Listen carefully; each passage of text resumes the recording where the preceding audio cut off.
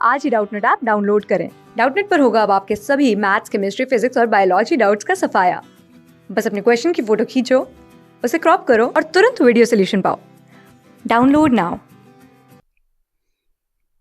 Hello दोस्तों, जैसा कि आप यहाँ पर देख रहे हो कि इस क्वेश्चन में दिया हुआ है कि यदि एल, एम तथा एन तीन रेखाएं इस प्रकार हैं कि एल समांतर एम है तथा एन जो है वो लंबवत है एल के, तो सिद्ध कीजिए कि जो एन है वो एम रेखा के क्या होगा, लंबवत होगा। ठीक है, ये हमें यहाँ पर सिद्ध करना है। तो हम यहाँ पर लिख सकते हैं कि सबसे पहले जो दिया है हम उसे लिख ले रहे हैं। ठीक है, तो यहाँ पर लिख सकते हैं दिया है। तो क्या दिया हुआ है यहाँ पर, तो यहाँ पर दिया हुआ है कि जो एल रेखा है वो समांतर है किसके, यहाँ पर ये सब एल, एम, एन जो है सब रेखा है। ठीक है, तो यहाँ पर दिया हुआ है कि रेखा एल जो है वो समांतर है किसके, एम के, एवं और जो रेखा एन है वो लंबवत है किस पे, एल पे, ये दिया हुआ है। ठीक है, और हमें सिद्ध करना है कि जो एन रेखा है वो लंबवत होगा किस पे, एम पे। ठीक है, तो हम प्रमाण में चलते हैं और इसे सिद्ध करते हैं। ठीक है, तो सबसे पहले हम यहाँ पर डायग्राम बना लेते हैं। तो हम मान लेते हैं कि ये हमारा एक रेखा हो गया, एक रेखा ये हो गया। ठीक है, और एक रेखा ये हो गया, एक रेखा ये हो गया। ठीक है, और एक रेखा ये हो गया जो कि एक के लंबवत है। मान लेते हैं कि ये हो गया एक रेखा। ठीक है, ये लंबवत है। ठीक है, अब जैसा क्वेश्चन बोला गया उसके अनुसार हम यहाँ पर नाम दे देते हैं। तो एल और एम दो समांतर रेखा है, तो ये मान लेते हैं कि ये क्या है, एल रेखा है और ये जो है एम रेखा है, और ये दोनों एक दूसरे के क्या है, समानांतर है, तो ये समांतर हो गया। ठीक है, फिर बोला गया है कि एन जो है रेखा वो लंबवत है एल रेखा के, तो ये मान लेते हैं कि एन रेखा है और लंबवत है किसके, एल रेखा के। तो हमें ये सिद्ध करना है कि जो एन रेखा है वो एम के भी लंबवत होगा। ठीक है, तो हम यहाँ पर देखते हैं। तो हम यहाँ पर रचना में क्या करेंगे कि ये जो एन रेखा है इसको सीध में आगे तक बढ़ा देंगे। ठीक है, सीध में आगे तक बढ़ा देंगे। तो हम यहाँ पर रचना भी कर लेते हैं, रचना कर दे रहे हैं हम यहाँ पर रचना। इन रेखा को सीध में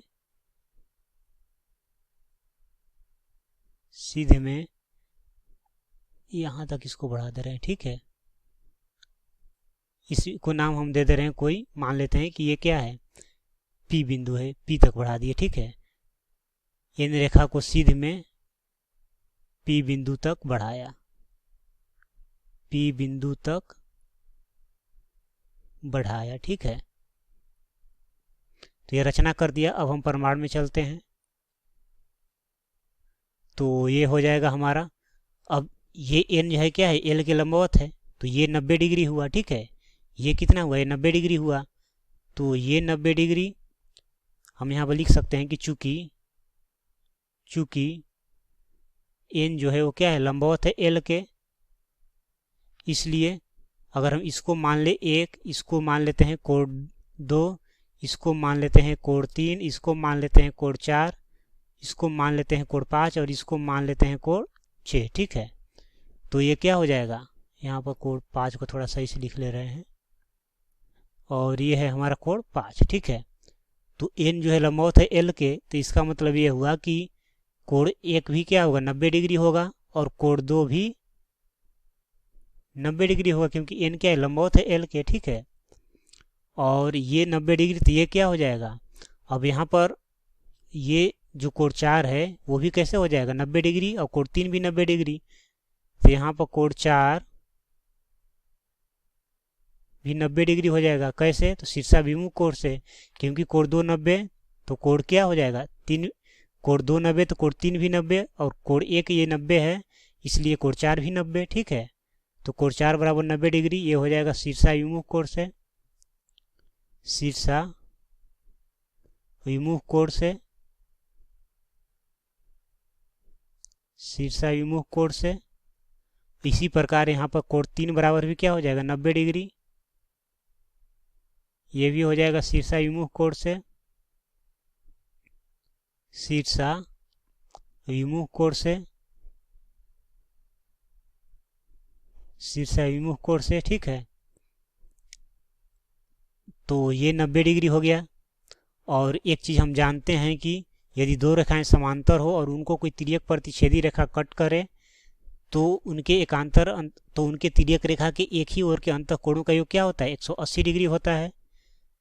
तो यहाँ पर हम लिख सकते हैं कि चूंकि एल है वो समांतर है किसके एन के, तो इनके तिर्यक रेखा के एक ही ओर के अंतःकोणों का योग क्या होगा 180 डिग्री होगा। तो एन पी क्या होगा एक तिर्यक रेखा हो जाएगा हमारा। तो ये हो जाएगा हमारी इसका अंतःकोण के एक ही ओर का दो कोण क्या हो गया, एक तो हो गया हमारा तिर्यक रेखा के एक ही ओर के दो कोण, एक हो जाएंगे हमारे कोण 4 और एक हो जाएगा कोण 6 बराबर क्या हो जाएगा 180 डिग्री। इसी प्रकार इधर हो जाएगा कोण 3 प्लस कोण 5 बराबर 180 डिग्री, ठीक है। क्योंकि हम जानते हैं कि जब दो समांतर रेखाओं को तिर्यक रेखा कट करती है तो तिर्यक रेखा के एक ही ओर के अंतःकोणों का योग 180 डिग्री होता है, ठीक है। और कोण 4 का मान 90 डिग्री है, तो यहाँ से कोण 6 बराबर क्या आ जाएगा, ये आ जाएगा 180 डिग्री माइनस 90 डिग्री बराबर 90 डिग्री आ गया। और यहाँ पर कोण 3 का मान 90 है तो कोण 5 का मान कितना हो जाएगा, तो ये हो जाएगा 180 डिग्री माइनस 90 डिग्री बराबर है क्या आ गया 90 डिग्री हो गया। तो हम यहाँ पर ये देख रहे हैं कि कोण 6 भी 90 डिग्री आ गया एवं कोण 5 भी 90 डिग्री आ गया। तो ये भी 90 ये भी 90, इसका मतलब क्या है, तो इसका मतलब ये हुआ कि जो एन रेखा है एनपी रेखा वो क्या कर रहा है एम रेखा के लंबवत है अर्थात उसको लंबवत प्रतिच्छेद कर रहा है। तो हम यहाँ पर लिख सकते हैं कि इसलिए एल रेखा का मतलब एल ही रेखा तो है यहाँ पर एल पी, क्योंकि यहाँ पर एन रेखा है, ये एन रेखा है, ठीक है।